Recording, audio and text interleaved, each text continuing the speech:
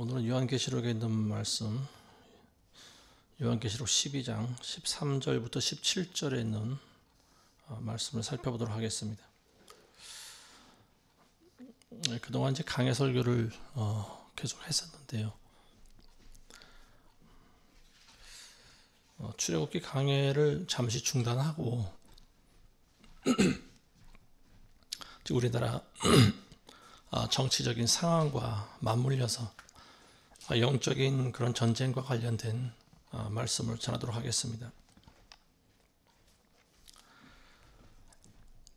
영적 전쟁이라고 하는 것은 본질적으로는 예수님과 그리고 사탄 마귀와의 싸움이죠. 근데 이미 사탄 마귀는 예수님에게 패배를 했습니다. 예수님께서 십자가에서 승리하셨고요. 사탄 마귀는 패배했는데, 근데 문제는 오늘날 이 마귀가 활동을 안 하는가 하면은 그렇지가 않다라고 하는 거예요. 마귀는 예수님에게 패배해서 지금은 이 땅 위에서 예수 그리스도와 또 그분의 말씀을 따르고 지키는 우리 그리스도인들을 죽이기 위해서 더욱 혈안이 되어 있습니다. 그래서 오늘날 지금 우리나라에서 벌어지고 있는 이런 사태, 정치적인 사태와 관련돼서 영적 전쟁이 어떻게 진행되고 있는지를 우리가 성경을 토대로 한번 살펴보는 시간 되도록 하겠습니다. 오늘 말씀해 보시면 계시록 12장 1절부터 3절 말씀해 보시면은요, 하늘에 큰 이적이 나타났는데 한 여인이 해로 옷을 입었고 달은 그녀의 발밑에 있으며 머리에는 12별이 있는 면류관을 썼는데 아이를 뵌 그 여인이 산고로 울부짖으며 출산하려 함으로 아파하더라. 하늘에 또 다른 이적이 나타났으니 보라, 커다란 붉은 용 한 마리가 있는데 7머리와 10뿔이 있고 그 머리들 위에는 7 왕관이 있더라.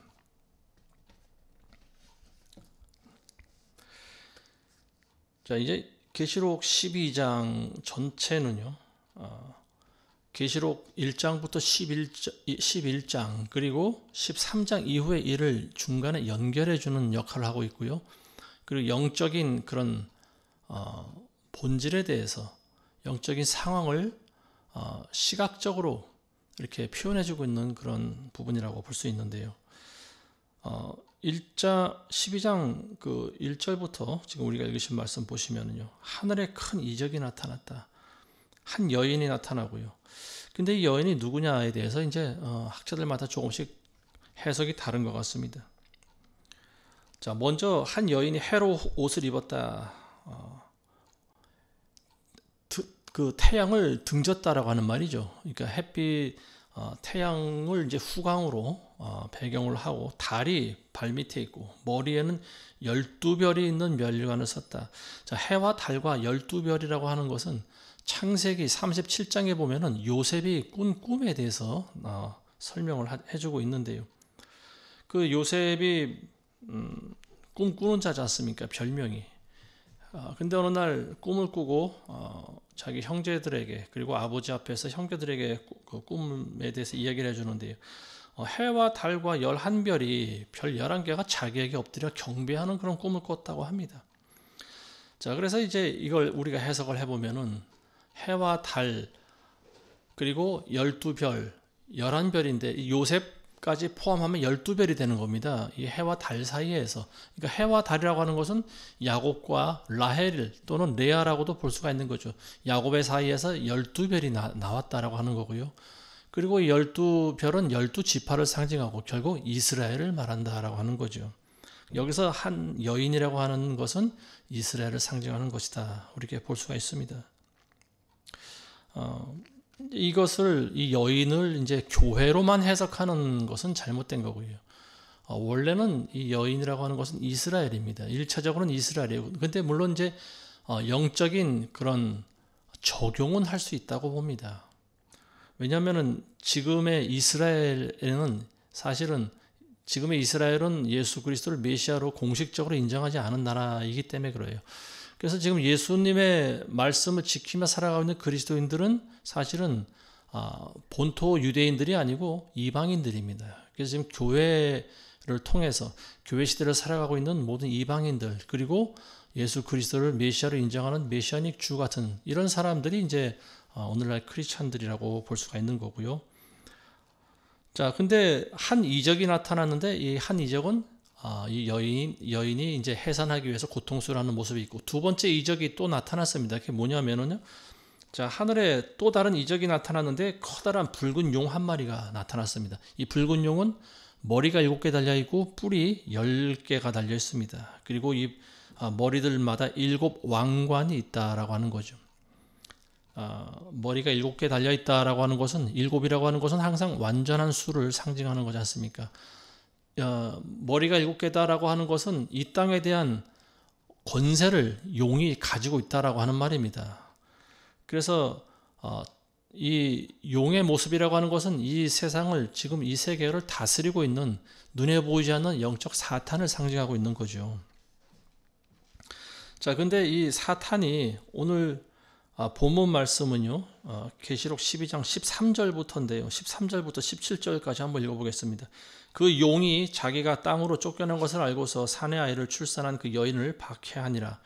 그때 그 여인이 큰 독수리의 2 날개를 받았는데 이는 그녀가 광야에 있는 자기 처소로 날아가서 그곳에서 그 뱀의 낯을 피하여 1떼와 2떼와 반떼를 부양받으려 함이더라.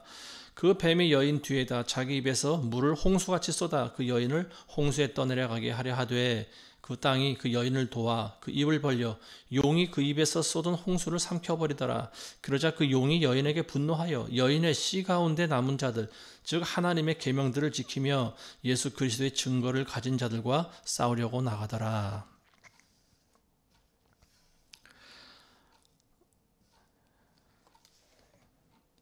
그 용은요, 하늘에 나타난 용은 먼저는 예수님을 죽이려고 했습니다. 예수님의 초림 당시에 어린 양으로 이 땅에 오신 예수 그리스도를 죽이기 위해서 마귀가 미리 그걸 알고 계략을 꾸미고 쳤다라고 하는 거죠. 준비를 했다라고 하는 거예요. 그래서 그 여인이 출산할 때 바로 그 아이를 삼키려고 그 여인 앞에 서 있다, 이렇게 나와 있지 않습니까? 4절에 보면은.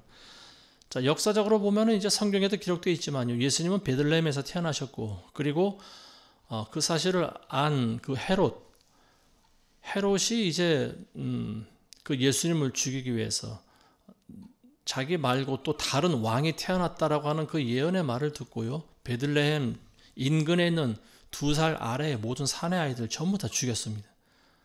그래서 그 베들레헴 인근에서는 그 아이 부모의 통곡 소리가 끊이지 않았다라고 하는 겁니다. 굉장히 잔인했죠. 근데 어쨌든 이 여인, 여기서 나오고 있는 여인, 곧 이스라엘은 사내 아이를 낳았는데 이 아이가 바로 어린 아이로 오신 예수 그리스도십니다. 그리고 이 아이는 장차 모든 민족들을 철장으로 다스릴 분이다라고 이제 성경은 기록하고 있습니다.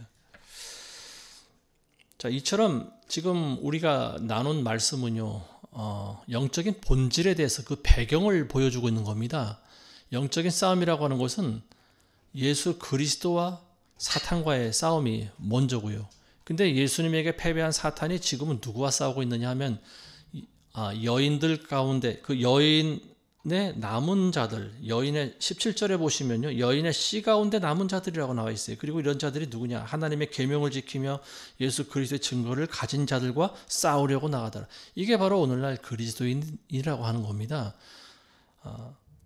이스라엘과 어떤 혈연적인 관계는 없지만 예수 그리스도를 믿는 사람들을 이야기하는 거죠. 하나님의 계명을 지키고 그리스도의 증거를 가진 사람들을 이야기하고 있습니다.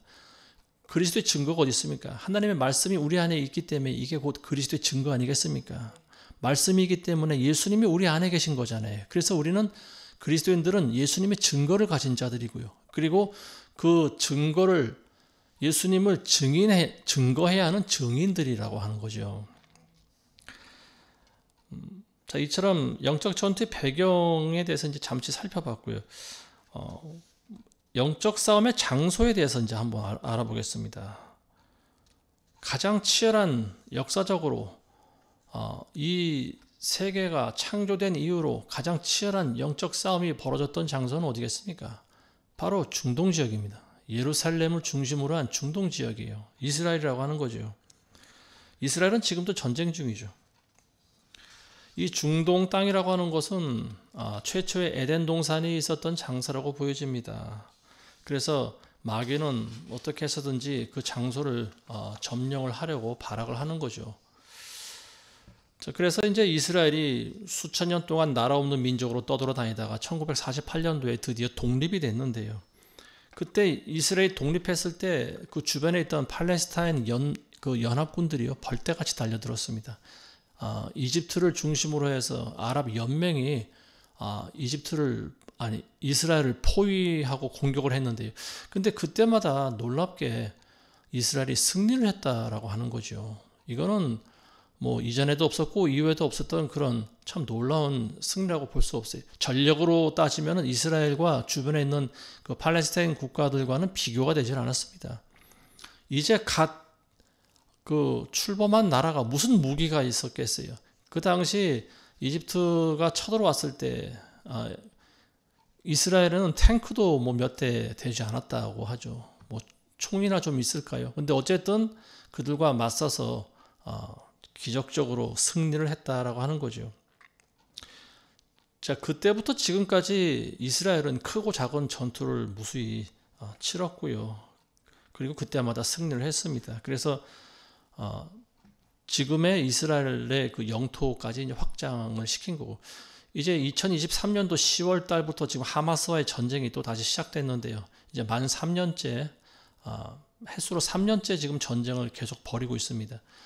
이 전쟁에서 이제 이스라엘 사람들도 출혈을 많이 보았지만, 어쨌든 이스라엘의 영토를 팔레스타인 사람들을 이제 좀 몰아내고 영토를 좀 넓히는 그런 계기가 되지 않았나 싶습니다. 이 중동 지역 땅은요, 굉장히 치열한 전쟁터가 됐었고, 그리고 지금도 전쟁을 하고 있고, 앞으로도 또 전쟁이 일어날 장소가 바로 지금의 중동 땅입니다.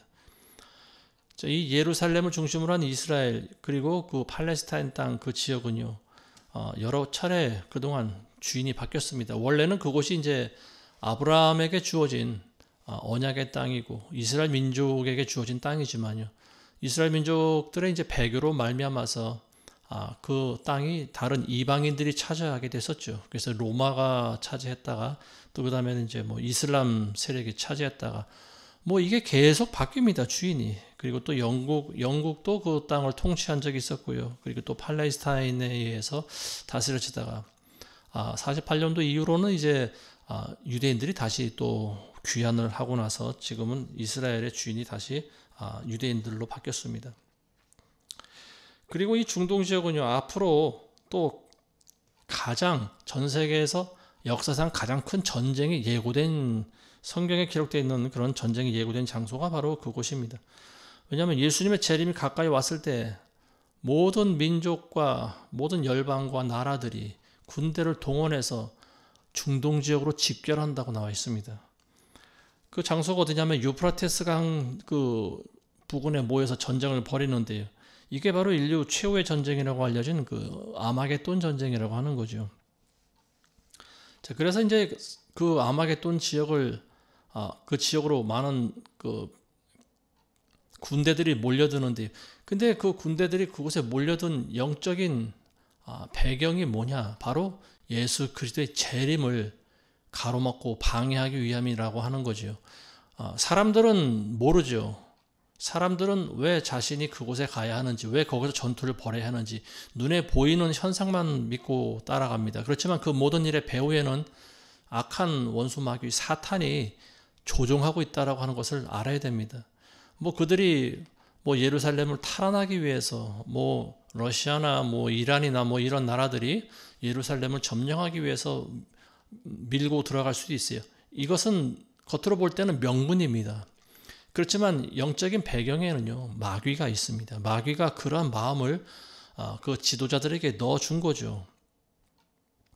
자, 그래서 이제 결국 계시록에 보면은 예수님의 재림 때 보면은 아마겟돈 지역에 많은 병사들이 자기네들끼리 전쟁을 하다가 예수님의 그 하늘 군대를 또 대적하는 그런 모습이 나오고 있는데요. 자, 이런 것들은 모두가 다 여지없이 영적인 싸움을 보여주고 있는 거고요. 그리고 지금 벌어지고 있는 일들은 결국은 그 아마겟돈 전쟁으로 귀결이 된다라고 하는 말입니다. 지금 많은 나라와 민족 간의 전쟁을 벌이고 있는데요. 이러한 전쟁들이 결국은 하나의 큰 그림을 그리게 될 거고요. 그리고 이 아마겟돈 전쟁으로 이 시대, 우리가 살고 있는 이 시대에 많은 전쟁들은 아마 종결될 거라고 보여집니다. 물론 그리고 예수님이 오셔서 이 땅을 통치하실 때 1000년이 지나면 다시 한번 또 그러한 전쟁이 있다고 나와 있는데요. 어쨌든 지금 우리 시대에 보여지고 있는 가장 큰 예고된 전쟁은 아마겟돈 전쟁이고요. 자, 이것이 이제 예수 그리스도의 재림과 굉장히 밀접한 관련이 있다라고 하는 거죠. 자, 예수님께서 분명히 승천하시면서 내가 올라간 모습 그대로 내가 다시 오리라고 말씀하셨어요. 근데 그 장소가 어디냐? 예수님이 승천하신 장소가 어디냐면은 바로 감람산이라고 하는 그곳입니다. 감람산 앞에서 예수님 올라가셨는데요. 올리브산이라고도 하죠. 자, 이 말씀이 어디 나오는가 하면 구약성경 스가랴서 14장에 나옵니다. 스가랴서 14장에 보시면요. 제가 이 마지막 때 아마겟돈 전쟁과 관련돼서 예수님의 재림이 맞물려 있다라고 하는 구절이 나와 있습니다. 제가 읽어드리겠습니다. 내가 모든 민족들을 모아 예루살렘을 대적하여 싸우게 하리라. 성읍은 함락되고 집들은 강탈당하며 여자들이 욕을 당하고 성읍의 절반이 사로잡혀 갈 것이나 백성의 나머지는 성읍에서 끊어지지 아니하리라. 그때 주께서 나가 그 민족들을 대적하여 싸우시리니 전쟁의 날에 싸우셨을 때처럼 하시리라. 그의 발이 그날에 예루살렘 앞 동편에 있는 올리브산 위에 서시리니 올리브산은 그 중간이 동쪽과 서쪽으로 갈라져 매우 큰 골짜기가 생길 것이며 산의 절반은 북쪽으로 산의 절반은 남쪽으로 옮겨지리라. 모든 민족들을 모아 예루살렘을 대적하여 싸우게 하는 그때, 이때가 바로 아마겟돈 전쟁이라고 하는 거죠. 자, 그때 처음에는 이제 이스라엘이 함락될 위기까지 처해집니다. 예루살렘이 이제 곧 멸망할 것처럼 보여져요. 왜냐하면 이 땅에 있는 모든 민족들이 연합군을 형성했기 때문에 그렇습니다. 근데 그때 바로 예수님이 재림하신다라고 하는 거죠. 예수님이 바로 올리브산, 이 감람산 위에 예수님의 발이 내려온다라고 하는 겁니다. 놀라운 예언 아니겠습니까? 자, 그래서 이 세상에서 가장 치열한 영적 전쟁터가 바로 이 예루살렘을 중심으로 한 이 중동 지역이라고 하는 거고요. 그리고 또 한 군데가 있습니다. 지금 이 시대에 가장 치열한 영적 전투가 벌어지고 있는 현재 그 장소가 있습니다. 그거 어디냐? 저는 바로 우리나라라고 봅니다. 대한민국. 특히 지난 한 주간 동안 그 치열한 공방이 있었던, 영적인 공방이 있었던 장소, 바로 청와대 관저 앞입니다. 청와대라고 하면은 예전에 대통령 그 사저였지만 지금은 이제 한남동 관저라고 보는 것이 정확하죠. 그 중동 지역에 이스라엘이 있다라고 하면 이쪽 동아시아 쪽에는 우리 한국이 있습니다. 우리 한국이 어떤 나라인지 우리는 잘 알 거라고 보여집니다. 수천 년의 그런 역사는 이제 생각하더라도 최근 우리가 알아야 될 것은 근대사, 한국의 근대사, 7, 80년 동안 우리 한국이 지내왔던 근대사를 우리가 알아야 되는데요. 이제 올해로 해방된 지 꼭 80년이 되는 해입니다. 1945년도에 해방됐으니까 올해 꼭 80년이 되네요. 이 우리나라는요, 기독교 역사가 불과 100년이 조금 넘었습니다. 구한말 시대에 기독교 복음을 받아들인 나라인데요. 근데 우리나라는 좀 특이한 부분이 있습니다. 다른 나라와 달리 급속도로 기독교가 발전한 나라예요. 전 세계 어느 나라에도 우리나라처럼 교회가 많은 나라가 없습니다. 그리고 많은 그런 크리스찬들과 많은 성도들과 또 순교자를 배출한 나라도 참 드물어요. 그래서 과거에 이 평양에 많은 교회가 세워졌는데요. 평양을 동방의 예루살렘이라고 또 불린 적이 있습니다. 근데 교회가 막 불어나기 시작하면서, 근데 이제 그때가 이제 일제 강점기 때, 그때 많은 목사들이 일제의 협박에 굴복을 했죠. 그래서 신사에 참배를 하고 또 배교하는 그런 일이 있었습니다.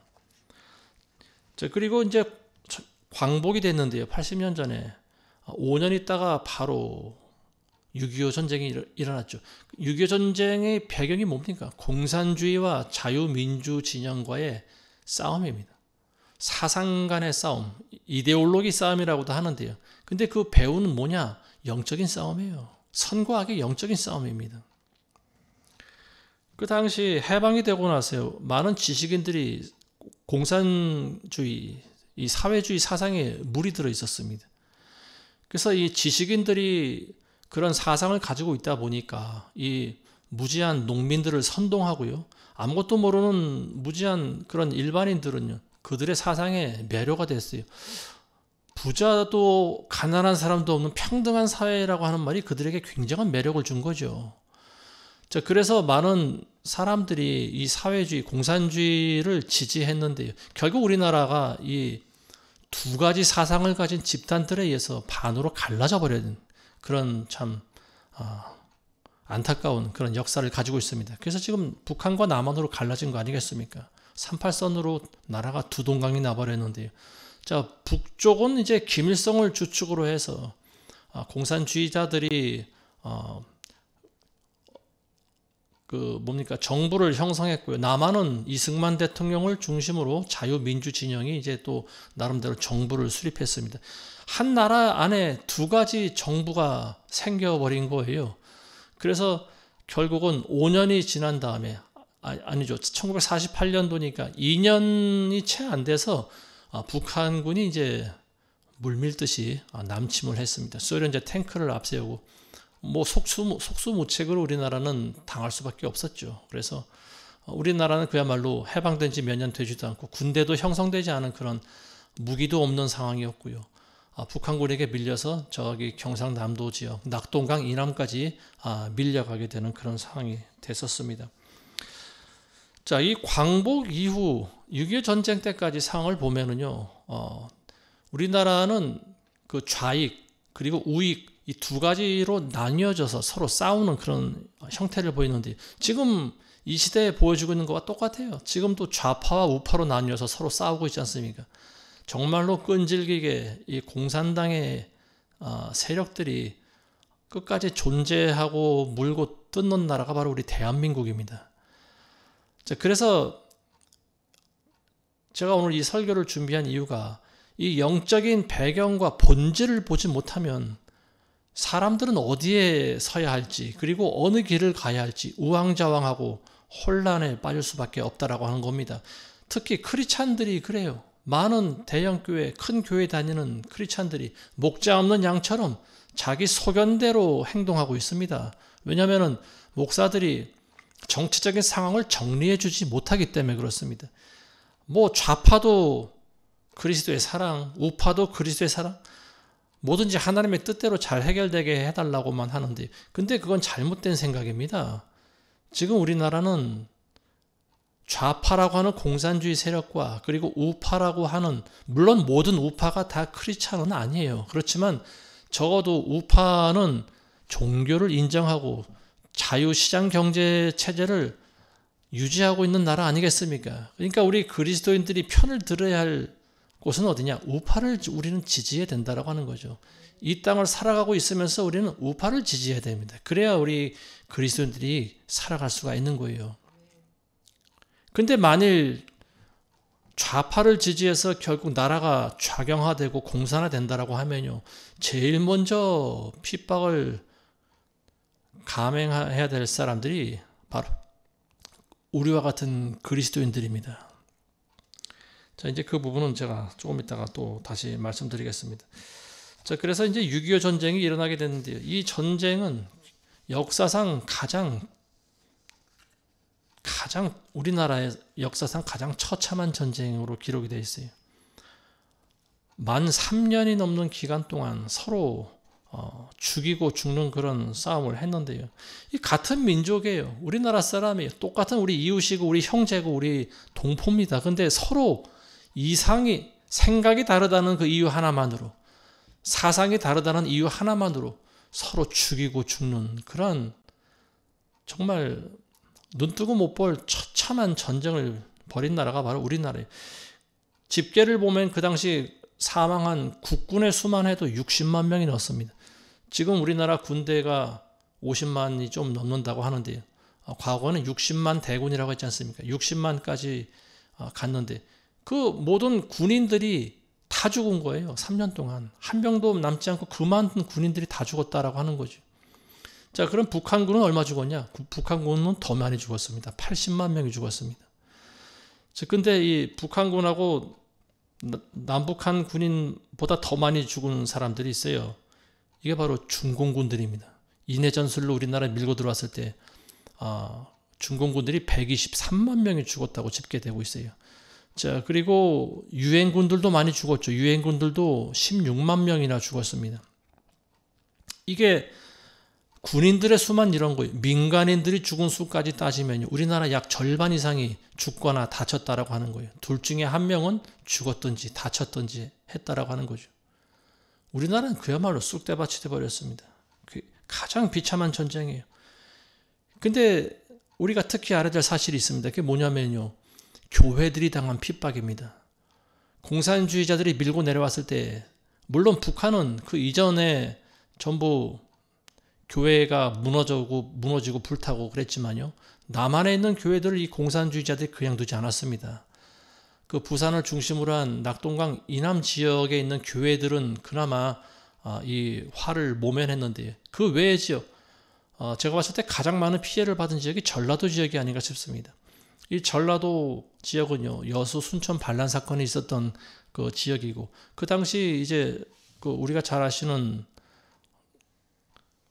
그 목사님 있지 않습니까? 순교당하신 목사님, 손양원 목사님, 그 아들 2명이 공산당들에 의해 죽임을 당했고요. 그리고 6.25 전쟁이 나면서 공산군들이 밀고 들어왔을 때 손양원 목사님도 총에 맞아 죽었습니다. 순교당하셨죠.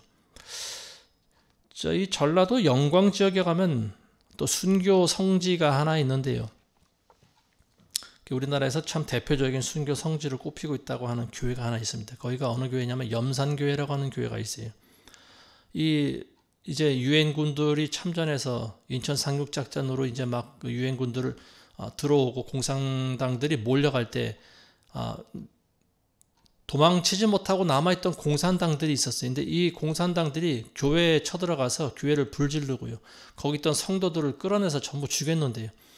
그때 순교당한 그 성도들의 수가 77명이라고 합니다. 근데 그 교회 안에 보면요. 그들을 죽였던 무기가 그대로 있어요. 일부는 뭐 총도 있었겠지만 총보다는 죽창으로 찔러 죽인 그 죽창이 그대로 있고요. 그리고 돌덩어리가 있어요. 돌멩이. 이 돌은 뭐에 사용된 건가 하면요. 돌에 끈이 묶여 있더라고요. 이 돌에다가 끈을 묶어서요. 성도들의 목에 걸은 거예요. 그리고 바다에 빠뜨려 죽인 거죠.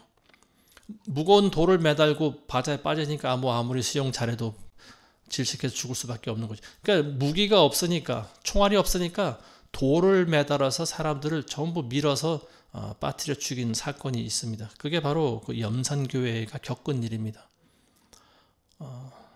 기회가 되시면 언제 한번 가보시기 바랍니다. 저도 직접 가보지는 못했어요. 근데 어쨌든 그때 뭐 77명이 순교했다고 나와 있고요. 자, 그 모습을 보면은 이 공산주의자들이 어떤 자들인가를 그 여실히 드러내고 주는 장면이다라고 보는 거죠. 우리나라의 근대사는 결국 이념과 사상의 싸움이고요. 그 배후에는 영적인 본질이 도사리고 있습니다. 영적인 싸움인 거죠. 선과 악의 싸움이고요. 물론 어느 나라도 그렇겠지만 모든 공산주의 국가에서는 이와 같은 순교를 겪었다라고 하는 거죠. 순교 말고도 일반인들, 믿지 않는 성도들도 많은 죽음을 당했어요. 캄보디아가 그랬고요. 베트남이 그랬고, 라오스가 그랬고요. 중국, 러시아. 최초의 그 공산주의가 이제 그 발원된 나라가 바로 러시아 아니겠습니까? 러시아가 이제 그 마르크스 레닌 혁명이 일어났을 때 왕족들을 다 죽이고요. 그리고 많은 교회를 불태우고 크리스찬들을 엄청나게 많이 죽였습니다. 자, 이런 일들이 과연 우리 사람의 머리에서 나온 일일까요? 물론 사람의 손으로 행동을 했지만 그 사람을 움직인 생각, 그 사람의 사상, 그 사람의 마음, 그건 바로 원수 마귀로부터 온다라고 하는 사실입니다. 결국 마귀의 목적은 우리가 읽으신 말씀 그대로예요. 하나님의 계명을 지키고 예수 그리스도의 증거를 가진 자들과 싸우려고 나갔다라고 하는 거예요. 이게 바로 영적인 본질입니다. 크리스찬들을 죽이려고 마귀는 혈안이 되어 있는 거예요. 그럼 일반인들은 왜 죽이냐? 크리스찬들만 죽이지. 일반인들까지 같이 죽인 거예요. 크리스찬을 죽이기 위해서. 이 마귀가 잘 쓰는 무기가 있어요. 이게 뭐냐면 정사와 권세를 이용한다라고 하는 말입니다. 자, 계시록 12장 4절에 보시면 붉은 용이요 그의 꼬리로 하늘의 별 3분의 1을 끌어다가 땅에 던지더라. 또 그 용이 아이가 태어나자마자 삼키려고 출산하려는 여인 앞에 서 있더라. 자, 이건 이제 예수 그리스도가 태어나시기 바로 직전의 그런 상황을 이야기하고 있는 거죠. 예수님이 태어나시면은 마귀가 바로 죽이려고 헤롯을 통해서 죽이려고 한 그 사건을 이제 그 영적으로 묘사하고 있는 부분이에요. 근데 그 용이 꼬리로 그 붉은 용의 꼬리로 하늘에 있는 별을 3분의 1을 끌어다가 땅에다 던졌다라고 하는 말이에요. 자, 이 하늘의 별이 무엇일까요? 하늘의 별이 뭘 상징하는지 정확히는 몰라도 아마도 하늘의 별이라고 하면 1차적으로는 천사를 상징하지 않을까, 뭐 우리는 그렇게 생각을 해볼 수가 있습니다. 자, 그래서 뭐 하늘에 있는 천사들을 다 데리고 와서 자기를 따르게 했다, 자기를 따르는 그런 마귀들이 되게 했다, 뭐 이런 해석도 가능하다라고 보여집니다. 근데 별이라고 하는 존재가 어떤 존재일까요? 별은 결국 기능이 있죠. 별은 어두운 밤하늘을 밝히는 그런 기능을 합니다. 그리고 하나님의 영광을 드러내는 일을 하죠. 자, 사람을 별로 부르는 그런 경우도 있죠. 영어로 스타라고 부릅니다. 스타. 많은 사람들에게 영향력을 미치는 사람들을 우리가 스타라고 하는데요. 오늘날 스타라고 하면은 뭐 우리는 인기 연예인들만 생각을 합니다. 근데 원래는 스타라고 하는 존재는 왕을 상징하는 거죠. 한 나라를 다스릴 수 있는 사람들, 그리고 하나님을 두려워하고 하나님의 영광을 나타낼 수 있는 사람을 별이라고 합니다. 별과 같은 존재가 되어야 되는 거예요. 과거에 다니엘과 같은 사람이 별과 같은 존재입니다. 하늘의 별 3분의 1을 끌어다 땅에 던졌다라고 하는 것은요, 하나님의 영광을 나타내야 될 그런 존재들을 미혹시켜서 자기를 따르게 만들었다, 이런 해석이 가능한 거죠. 자, 오늘날 하늘의 별이라고 하는 존재들, 정사와 권세자들을 이야기하고 있습니다. 대통령, 그리고 판사, 그리고 정치인들, 나라의 지도자들, 뭐 이런 사람들이 하늘의 별이라고 보여집니다. 근데 마귀는 이러한 정사와 권세자들을 통해서 많은 사람들, 그리고 특히 그리스도인들을 죽인다라고 하는 거죠. 자, 마귀가 잘 쓰는 무기가 있어요. 그게 뭐냐면 법이라고 하는 겁니다. 법. 마귀는 법을 만들어내요. 그래서 법으로 사람들을 많이 죽입니다. 이 법을 통해서 사람들을 죽이는 것이 가장 효과적이고, 그리고 명분 있게 죽이는 방법이라고 하는 거예요. 자, 그동안 이 마귀는 법을 통해서 사람들을 죽여왔는데요. 이 왕권 시대 때는 왕이 곧 그 나라의 법인 거죠. 근데 아무리 강력한 왕이라 할지라도 그 나라의 나름대로의 법이라고 하는 게 있어요. 이 세상에 있는 모든 법 가운데 가장 오래된 법을 꼽으라고 하면은 우리는 함무라비 법전을 꼽습니다. 이 함무라비 법전이라고 하는 것은 기원전 18세기경, 기원전 1800년 정도의 그 고대 바벨론에서 있었던 법전인데요. 이 함무라비 왕이 만들었던 그런 법전이라고 합니다. 이게 1901년에 이제 그 이란에서 발굴된 건데요. 지금은 프랑스의 루블 박물관에 있습니다. 높이가 2m 30cm 정도 되는 거대한 검은 현무암, 검은 화강암인지 현무암인지 하여튼 굉장히 매끄럽게 잘 다듬은 그 돌에 비석으로 새겨져 있습니다. 이 함무라비 법전의 내용은요, 지금 오늘날 전 세계인들이 사용하고 있는 그런 각 나라마다 헌법이 있는데 그 헌법의 기초가 되는 법들이 여기 전부 다 들어있어요. 그 함무라비 법전에 있는 법이 한 300조가 넘게 많은 법이 기록이 되어 있습니다. 그 재판에 대한 법부터 시작해서요, 절도죄, 그리고 군법, 그리고 농업, 가옥에 대한 법도 있고요, 상법도 있고, 또 친족 이혼관의 법도 있고, 채무 공탁에 대한 법도 있고, 또 배우자에 대한 법도 있고요, 이혼과, 그리고 근친상간, 그리고 상속, 그리고 양자, 유모, 존속, 폭행, 그리고 상해 및 치사에 대한 법도 있고, 임신부에 대한 상해에 대한 법도 있고, 또 직업에 대한 법도 있고요, 또 의사, 그리고 건축업자와 선원에 대한 법이 있고요, 그리고 또 충력과 인력의 사용법도 나와 있고 노예에 관한 법도 있고 그 외에도 기타에 대한 여러 가지 법들이 있습니다. 무려 300개 정도 되는 그런 수백 가지 조항의 법들이 기록되어 있는 법이 바로 함무라비 법전이라고 하는 거죠. 자, 근데 이 함무라비 법전에 제일 처음에 나와 있는 그 재판과 관련된 법전 제1조가 뭐라고 나와 있느냐 하면 이런 법이 있습니다. 사람이 타인에게 죄를 돌려 살인죄로 그를 고발하고 그에게 확증하지 못하면 그에게 죄를 돌린 자를 사형에 처한다. 이런 법이 있습니다. 그러니까 이게 어떤 사람을 무고죄로 살인자로 만들어버린 사람, 이 사람이 실제로 죄를 범하지 않았는데 이 사람이 사람을 죽였다고 내가 고발하는 경우, 이게 밝혀졌을 때 고발자를 사형에 처한다라고 하는 겁니다. 성경에 보면은 에스더서를 우리가 읽어보지 않습니까? 에스더서에 보면은 하만이라고 하는 그 신하가 나오는데요. 이 하만은 유대인이 아니죠. 아각 사람이라고 나와 있습니다. 아각이라고 하는 것은 아말렉 사람이라고 하는 말이에요.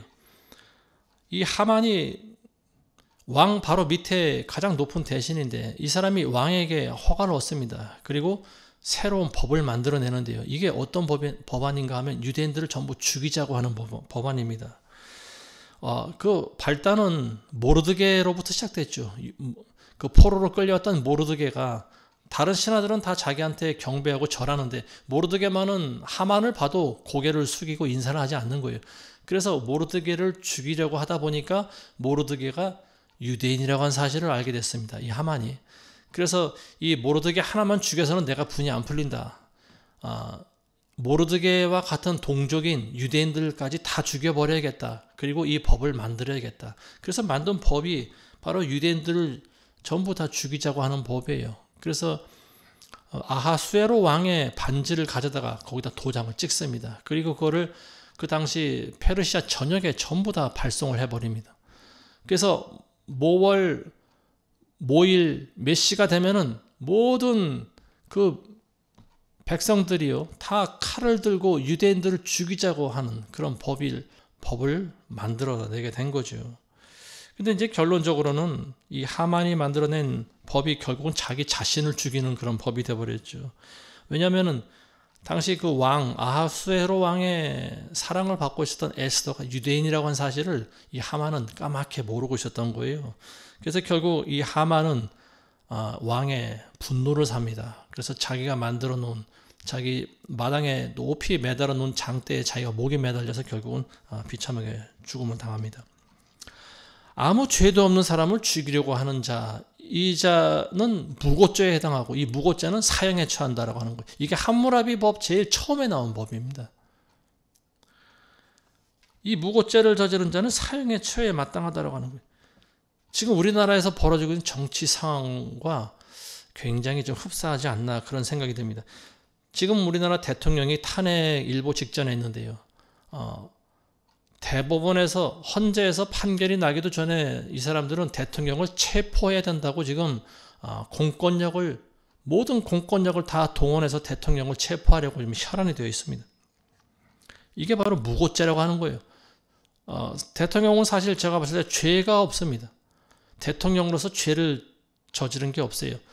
계엄 선포가 죄냐? 그건 대통령의 고유 권한입니다. 그건 대통령이 판단할 거고요. 근데 한 번도 비상계엄을 맞아보지 않은 사람들은요, 이게 무슨 큰 죄를 저지른 줄 알아요. 그리고 민주당이 어떤 그 프레임으로 씌워놓은 내란죄라고 하는 것을 철석같이 사람들은 믿습니다. 그러니까 대통령이 죄인이고 대통령을 끌어내려야 된다라고 하는 겁니다. 이게 바로 무고죄라고 하는 거예요. 오늘날 민주당이 하나님 앞에 지은 죄는요, 무고죄를 지은 겁니다.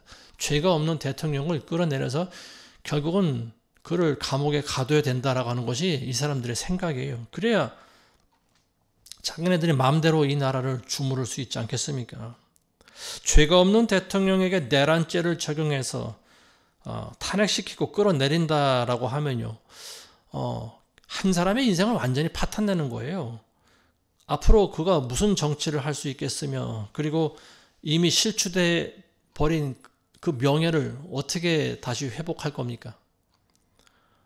나중에 어떤 대법원이나 헌재에 다시 어떤 그런 판결이 난다 하더라도요, 사람들의 뇌리에 각인되어 있는 이러한 부정적인 면들은 쉽사리 회복이 되지 않을 거라고 보여집니다. 이게 바로 무고죄로 고발당한 사람이 받는 그런 피해라고 하는 거죠.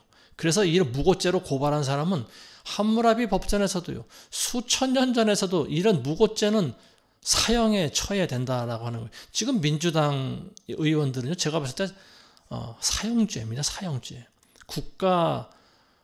국가를 내란시킨 자들은 바로 저들입니다.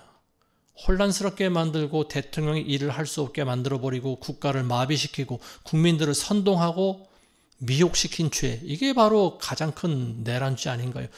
그리고 죄 없는 사람에게 그런 무고하게 살인의 누명을 씌운 것과 같이 국가 내란죄라고 하는 죄명을 씌워버린 거, 그래서 최고 지도자를 끌어내리려고 하는 이 행동, 사형죄입니다.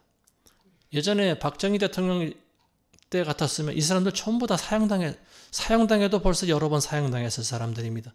근데 지금 시대가 너무 좋아져서 그런지 지금은 간첩이 활동하고 다녀도 잡지도 않는 그런 시대가 돼버린 거죠. 지금 우리나라 윤석열 대통령은 탄핵이 가결된 상태고 지금 한남동 관제에만 갇혀 지내게 됐는데요.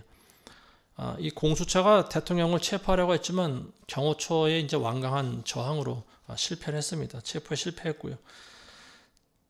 그래서 이 공수처가 참 보니까 이 국민의힘당 그리고 민주당의 양쪽에서 모두 비난을 받게 되는 낙동강 오리알 같은 그런 신세가 돼버렸는데요.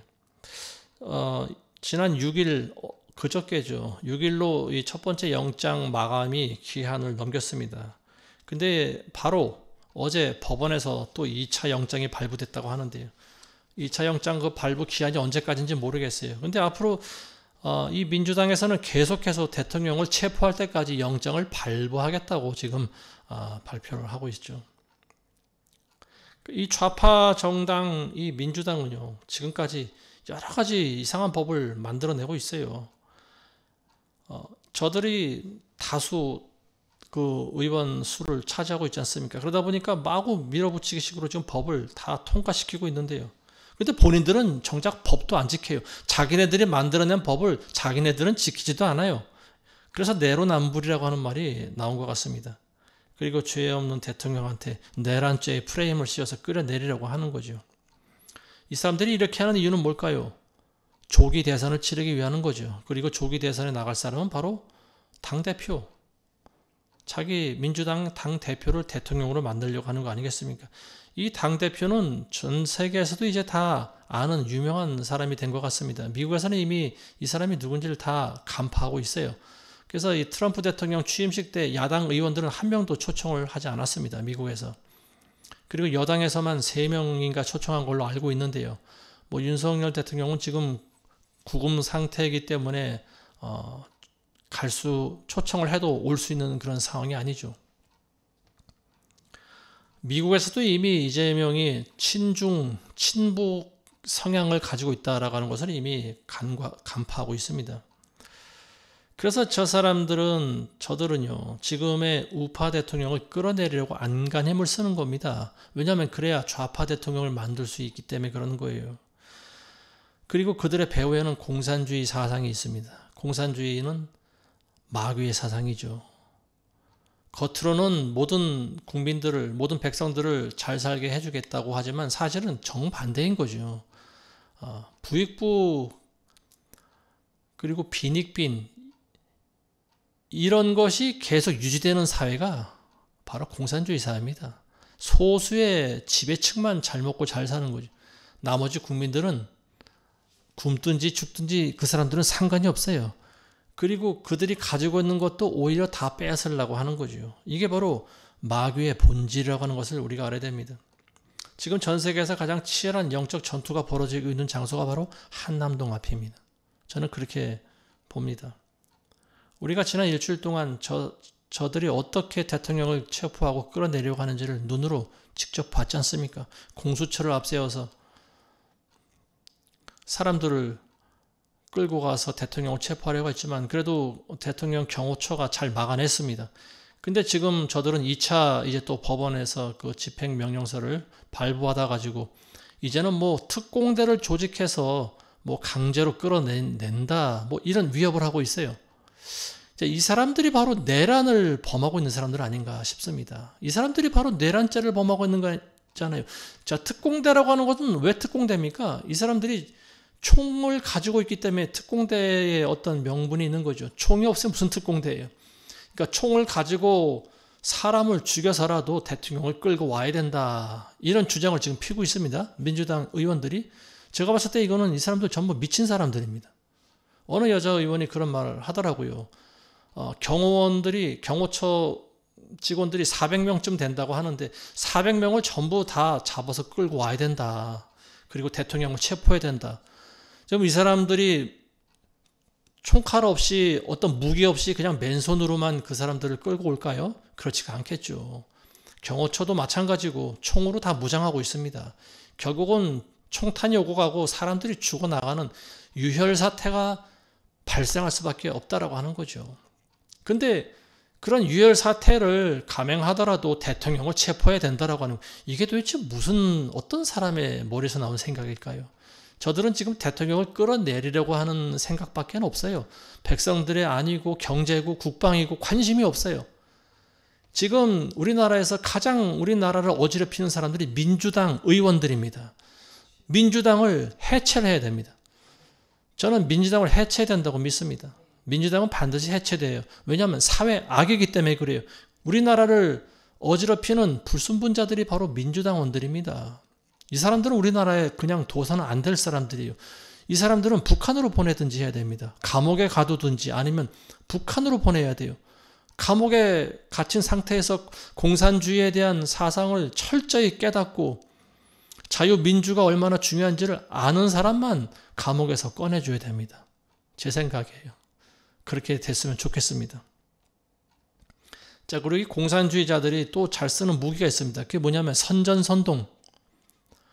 오늘날 우리나라의 모든 정규 방송을 공산당들이 전부 다 장악을 했어요. 그리고 거짓을 계속 심어줍니다. 사람들은 눈으로 보고 듣는 걸 다 믿죠. 근데 이런 현실은요, 우리나라만 그런 게 아니에요. 미국도 마찬가지입니다. 미국의 CNN이나 뭐 워싱턴 포스트나 이런 대다수의 주류 언론들은요, 트럼프 대통령을 감옥에 보내려고, 감옥에 가야 할 범죄자라고 그랬습니다. 그리고 그들은 부정선거를 눈 감아주고요. 그 바이든을 또 대통령을 시켰죠. 그러니까 트럼프 대통령은 지난 4년 동안 아마 속으로 얼마나 절치부심했을까 그런 생각이 듭니다. 20년도에 미국의 부정선거가 있었다는 사실은 우리나라에서도 잘 알고 있지 않습니까? 어느 나라든지 부정선거가 있는 나라는요, 선과 악이 굉장히 치열하게 싸우고 있는 나라라고 보시면 될 것 같습니다. 트럼프가 아마 취임하고 나면은 방송국들 아마 굉장히 지금 크게 아마 때리지 않을까 싶습니다. 이 방송은요, 많은 사람들을 기만시키고 속입니다. 그리고 자기 목적대로 국민들을 세뇌시키죠.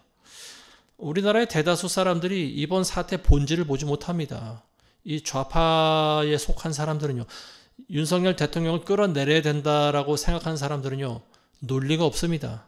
무조건 선동당해서 무조건 윤석열을 끌어내리고 감옥에 가두고 죽여야 된다라고 하는 거예요. 윤석열 때문에 나라가 망해간다라고 생각을 하고 있습니다. 근데 왜 그러냐고 그 이유를 물어보면 제대로 답변을 못해요. 그냥 자기가 들은 지식 가지고 많은 사람들이 이렇게 이야기하니까 나도 그게 맞나 보다 그냥 따라가는 거예요. 부한해동이란 말이 그래서 생긴 겁니다. 대다수의 국민들이 부한해동되고 있어요. 진실을 보지 못하고 있어요. 그리고 그렇게 된 배경이 바로 우리나라의 방송의 거짓들입니다. 거짓된 방송들을 사람들은 계속 보고 있어요. 근데 그나마 지금 방송에서 윤 대통령의 지지도가 40%까지 올라갔다라고 하니까 약간의 좀 어떤 주춤하는 것이 있는 것 같습니다. 근데 재미있는 사실은 윤석열 대통령 지지도가 뭐 10%까지 떨어졌을 때는 이 좌파에서요, 민주당에서 윤석열의 그 지지도를 들먹이면서 끌어내려야 된다, 내란죄다, 탄핵시켜야 된다. 그리고 그걸 얼마나 이용했습니까? 근데 지금 40%까지 올라가니까 이번에는 그 지지도를 조사한 단체를 이번엔 또 고발하겠다고 합니다.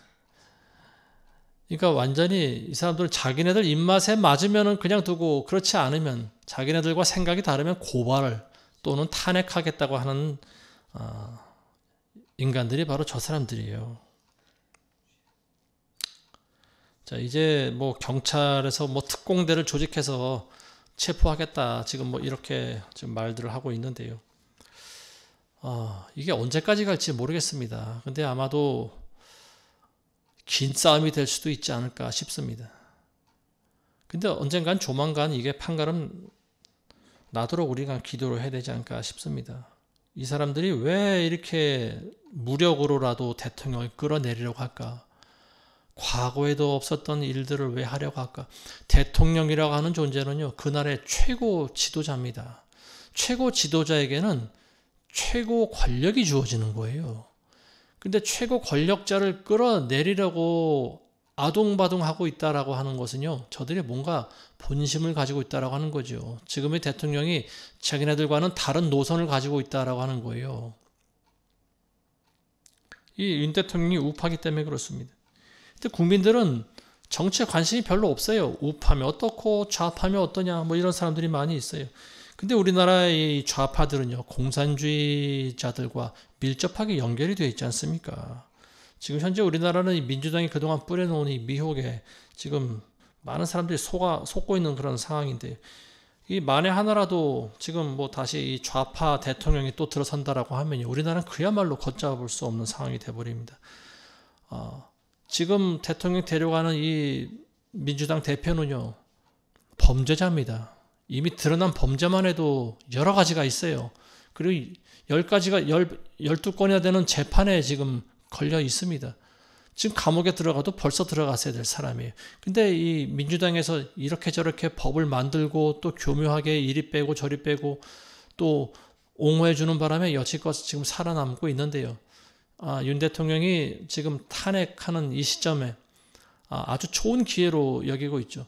죽느냐 죽이느냐 이 싸움에 있습니다. 윤 대통령이 다시 복권하면 본인의 정치 생명이 위태롭다라고 하는 것을 본인이 아마 잘 알고 있지 않을까 싶습니다. 자, 이런 걸 보면서 드는 생각이, 어쩌면 이렇게 하나님과 이 사탄 마귀와의 싸움이 똑같을까? 저는 그런 생각이 드는 거죠. 마귀는 오늘 우리가 읽으신 그 말씀과 같이 자기의 때가 얼마 남지 않았음을 알고 분노해서 우리에게로 내려왔다, 이런 말씀이 있지 않습니까? 지금 민주당 대표가 그런 거예요. 자기 때가 얼마 남지 않은 걸 알고 발악을 하는 겁니다. 그래서 모든 공권력을 동원해서 특공대를 조직해서라도 대통령을 끌어내려라, 이게 지금 민주당 대표의 뜻인 거죠. 그리고 거기에 모든 민주당 의원들이 연합해서 지금 하나로 싸우고 있습니다. 참 안타까운 것은 이 좌파에서는 이렇게 하나로 연합하고 어떤 당의 목적을 위해서 똘똘 뭉치는데, 이 국민의힘이라고 하는 이 우파 정당은 도대체 뭐 하는 존재인지 모르겠어요. 아마도 이게 다시 윤 대통령이 복권되면은 이 국민의힘도 새롭게 좀 다시 손을 봐야 되지 않을까 싶습니다. 그 안에 사상이 다르거나 어떤 당의 목적과 부합되지 않는 사람들은 과감히 내쳐야 된다고 봅니다. 지금 우파가 하나로 똘똘 뭉쳐도 부족한 판에 대통령 탄핵하는데 찬성한 그런 정신 나간 의원들도 있지 않나.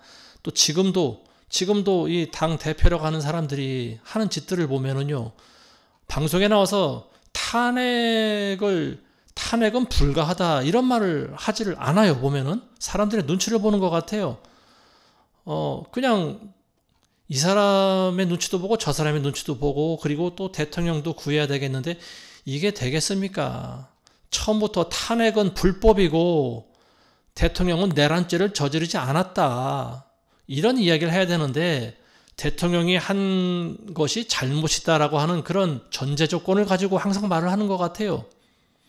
그러니까 이런 사람들이 우파의 정당 대표로 있으니 제대로 돌아가겠습니까?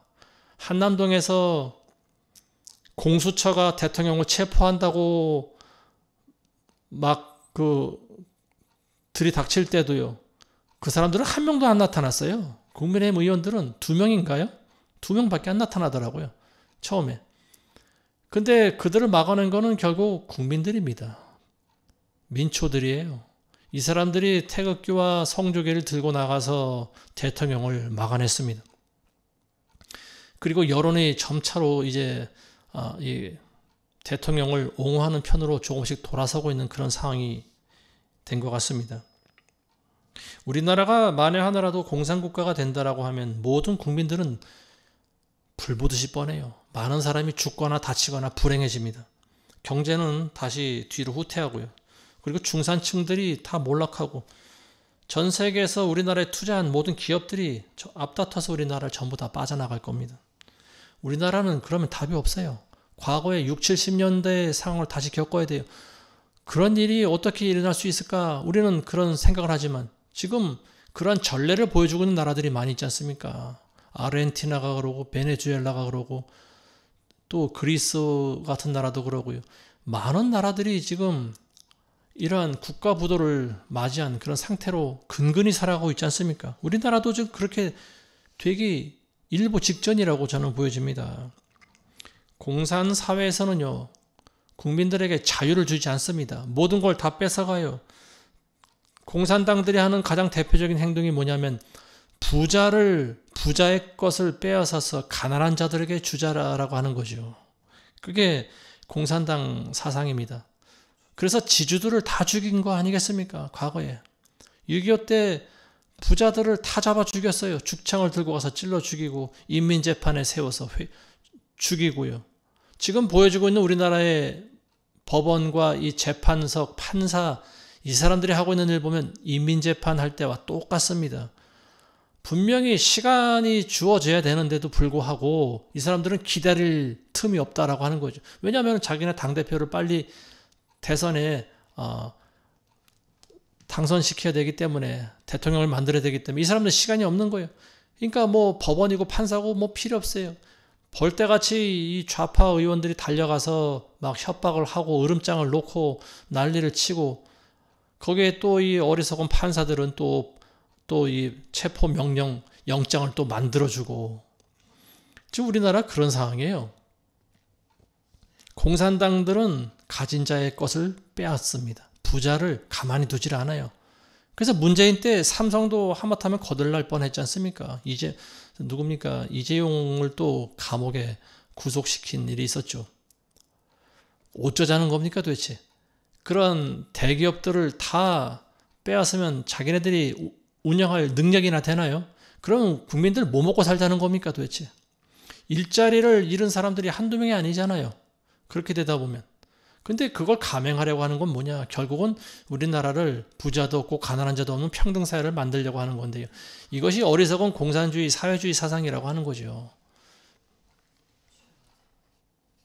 북한이 지구상에서 가장 가난한 그런 나라는요, 사유재산 제도가 없기 때문에 그렇습니다. 열심히 일해서 돈을 벌면 뭐합니까? 공산당들이 다 뺏어가는데. 그리고 이러한 일들 당연히 하나님께서 싫어하십니다. 공산당들은요, 자기 것은 놔두고 남의 것을 빼앗아서 먹는 사람들이에요. 북한의 김정은 보세요. 자기는 엄청나게 많은 부와 권력을 누리고 있잖아요. 근데 돈을 벌기 위해서 무슨 짓을 합니까? 병사들을 수출하고 있잖아요. 러시아에. 그 총알바지로 보내잖아요. 병사들 한 명마다 얼마씩 받는지는 정확히 모르겠어요. 아마도 몇만 불씩은 받지 않을까요? 근데 수천 명을 보냈다는 정보가 속속들이 들어오고요. 그리고 또 많은 사병들이 이미 전선에서 목숨을 잃었다라고 하는 그 내용을 우리가 지금 보고 있지 않습니까? 그 김정은이 배만 불리고 있는 거예요. 사람의 생명을 팔아서 자기 배를 불리고 있는 거예요. 이게 공산당이 하는 짓이라고 하는 거죠. 하나님 보시기에 이게 얼마나 악한 죄인지 우리가 알아야 됩니다. 다윗도 한 번은 그런 죄를 범할 뻔했잖아요. 왕의 신분으로서 자기 신하인, 충성스러운 신하 우리아의 아내를 빼앗았지 않습니까? 그게 하나님의 진노를 샀다라고 하는 거죠. 그래서 선지자 나단이 다윗을 찾아갑니다. 그러면서 비유로 이야기를 해줘요. 어떤 부자가 있는데 손님이 왔는데 자기 양을 잡아서 대접하기가 아까워서 옆에 있는 가난한 자의 이웃의 양 한 마리를 빼앗아서 잡아서 자기 손님을 대접했다라고 하는 거죠. 그 이야기를 듣고 다윗이 분노를 했습니다. 그렇게 한 이 부자는 반드시 벌을 받아야 된다. 4배로 갚아야 될 것이다. 그랬더니 나단이 그 부자가 바로 당신입니다 그랬어요. 여기서 공산주의 사상이 바로 나오고 있는 거예요. 내 거는 사용하지 않고 남의 것을 빼앗아서 쓰는 사람들, 이게 바로 공산주의자들입니다. 부자의 것을 빼앗아서 가난한 자들에게 주려고 하는 거예요. 이게 공산당들의 생각입니다. 그래서 저들이 지금 이 최고 권력자 대통령을 그토록 기를 쓰고 끌어내리려고 하는 단 한 가지 이유가 바로 그겁니다. 이 땅에 있는 모든 사람들 못 먹고 못 살게 만들자라고 하는 거죠. 이 말씀을 듣는 여러분들은요, 윤석열 대통령을 끝까지 지키도록 애를 쓰셔야 됩니다. 대통령 빨리 회복되도록 기도하시고요. 이 윤 대통령이 지금 하나님 믿는 크리스찬은 아니라고 봅니다. 그렇지만 하나님께서 이 시대에 우리나라를 다스리도록 허락하신 사람입니다. 그 사람은 어느 나라든지 최고 권력자는 하나님께서 기름 부은 것이 아니고 하나님께서 들어 쓰신 사람이라고 저는 믿습니다. 물론 지금의 북한의 김정은도 지금까지 살려두신 이유가 있겠죠. 죽이지 않고. 하나님께서 본인의 목적에 부합되게 지금 사용하고 계시지 않나 싶습니다. 어쨌든 우리나라 지금 이런 치열한 영적 전투 가운데서 우리 크리스찬들이 해야 할 일은요, 지금 이런 정치적인 혼란을 눈으로 보고, 그리고 그 배후에 있는 악한 공산당의 세력과, 그리고 더 그 안에 깊숙이 숨어있는 사탄 원수, 우리의 원수 사탄 마귀의 괴계를 우리가 바로 알아야 된다라고 하는 거죠. 비록 윤 대통령이 크리스찬은 아니지만요, 우리나라의 정체성을 상징하고 있는 인물입니다. 이 사람이 무너지면요, 우리나라는 걷잡을 수 없어요. 그냥 좌파에게 함락돼 버립니다. 어쨌든 윤 대통령은 지난 40년 동안 한 번도 없었던 비상계엄을 선포했고요. 저들 좌파 세력과의 전쟁을 선포했습니다. 참 용기 있는 결단이라고 저는 생각이 들어요. 이번에 2차 영장이 지금 다시 발부됐는데요. 아마 무력 간의 어떤 충돌이 예상되는 것 같습니다. 어쨌든 사람이 다치거나 죽거나 하는 일은 없도록 우리가 기도를 해야 될 것 같습니다. 저는 말씀 맺겠습니다. 저 사람들이 윤 대통령을 왜 그토록 끌어내리려고 혈안이 되었는가? 바로 본인들이 권력을 잡아서 김정은과 연합하고 우리나라를 자유 대한민국이 아닌 인민공화국으로 만들려고 하는 거죠. 연방제 국가, 사회주의 국가, 공산주의 국가로 만들려고 하는 것이 저들의 목적이라고 하는 겁니다. 저는 지금도 참 이해 안 되는 인물이 하나 있는데, 이 국힘당의 대표로 있었던 자, 이 한 대표, 이 사람이 처음 보여준 행동이 저는 지금도 이해가 안 됩니다. 대통령이 비상계엄을 선포하자마자 제일 나타나서 기자들 앞에 기자회견을 연 사람이에요. 그리고 대통령이 잘못됐다고, 대통령의 권력을 더 이상 휘두르면 안 된다고 탄핵을 유도한 인물이 바로 이 한 대표입니다. 그리고 자기는 대통령이 그 탄핵 가결되자 자기는 당을 빠져나가 버렸어요. 영적으로 여기서 해석이 가능하다라고 보여집니다. 예수님을 배반한 사람이 누굽니까? 가룟 유다라고 하는 예수님의 제자입니다. 어디든지 가장 큰 최대의 적은요, 밖에 있지 않습니다. 자기 내부에 있어요. 당 대표를 맡고 있던 자가 바로 내부에 간첩질을 한 겁니다. 그리고 자기 대통령을 팔아먹은 자예요. 이 한 대표라고 하는 사람은요, 가룟 유다와 같은 자입니다. 근데 가룟 유다가 그냥 팔아먹었습니까? 은 30냥에 자기 예수님을 팔아먹었잖아요. 한 대표도 분명히 어떤 자기에게 어떤 메리트가 주어지지 않았을까 싶습니다. 공짜로 자기 당대표를 팔았을까요?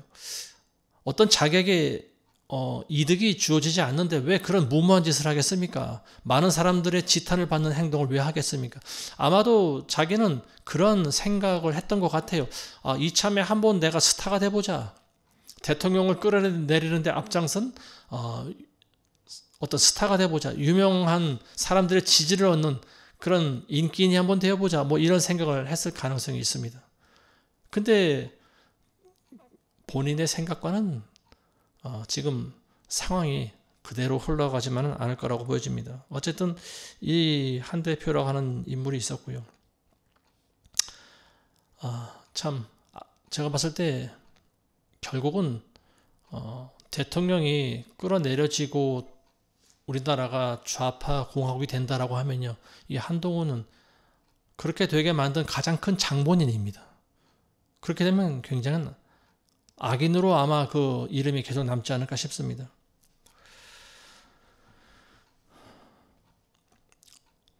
다시 말씀드리지만 저들이 저토록 대통령을 끌어내려고 하는 이유는요, 우리나라를 공산화하려고 하는 배후에 음모가 들어있고요. 그리고 공산화되면 가장 먼저 피해를 보는 사람들이 교회와 크리스찬들입니다. 이게 바로 영적인 싸움이라고 하는 거예요. 마귀는 저들을 통해서 공산주의자들을 앞세워서 결국은 교회를 무너뜨리게 하는 데 목적이 되어 있습니다. 성경에 그대로 나와 있지 않습니까? 마귀가 분노해서 여인의 씨 가운데 남은 자들, 즉 하나님의 계명을 지키고 예수 그리스도의 증거를 가진 자들과 싸우기 위함이라고 하는 거예요. 그들을 죽이려고 하는 거예요. 그리스도인들을 죽이려고 하는 거예요. 그리고 그 단적인 모습을 우리는 6.25 때 봤습니다. 6.25 때 공산당들이 많은 교회를 불지르고 크리스찬들을 죽였던 사건, 우리는 이걸 잊으면 안 돼요. 그리고 3년 전에 있었던 코로나 사건, 이 사태를 우리는 잊으면 안 됩니다. 코로나 때 이 정부가, 문정부가 보여줬던 그 행태, 모든 사람들의 입에 마스크를 씌우고 강제로 백신을 맞히려고 했던 이 사태, 우리는 잊으면 안 됩니다. 많은 사람들을 생각도 없고 뇌도 없는, 이성도 없고 상식도 없는 그런 사람들의 사회로 만들어버리려고 했던 이 코로나 사태, 우리는 이걸 절대로 잊으면 안 됩니다. 그리고 그러한 사태를 다시 또 지금 재현하려고 하는 정부가, 그런 자들이 바로 지금 민주당원들입니다. 다시 그때 그 시절을 다시 재현해야 되겠다라고 하는 거죠. 그리고 그들의 배후에는 용이 있습니다. 용, 붉은 용, 사탄 마귀죠. 자, 그래서 이 사람들이 그토록 지금 윤 대통령을 끌어내리려고 하는 그 이유가 바로 그거예요. 저와 여러분들, 우리 그리스도인들을 결국은 이 마귀는 죽이려고 한다라고 하는 거죠. 이처럼 한국에서 벌어지고 있는 이런 일들, 민주당과 국힘당의 이 두 정당 간의 싸움인 것 같지만 사실은 온 나라가 전체가 지금 벌집 쑤신 것처럼 되어버렸어요. 저희도 어제 한남동 관저에 나가봤지만요. 어제는 그 전날 대통령 체포영장이 기한이 만료가 돼서 그 집회에 참석했던 분들이 전부 해산했던 것 같습니다. 또 가는 날이 장날이라고 저희가 갔을 때는 시위나 집회하는 분들이 한 명도 없었어요.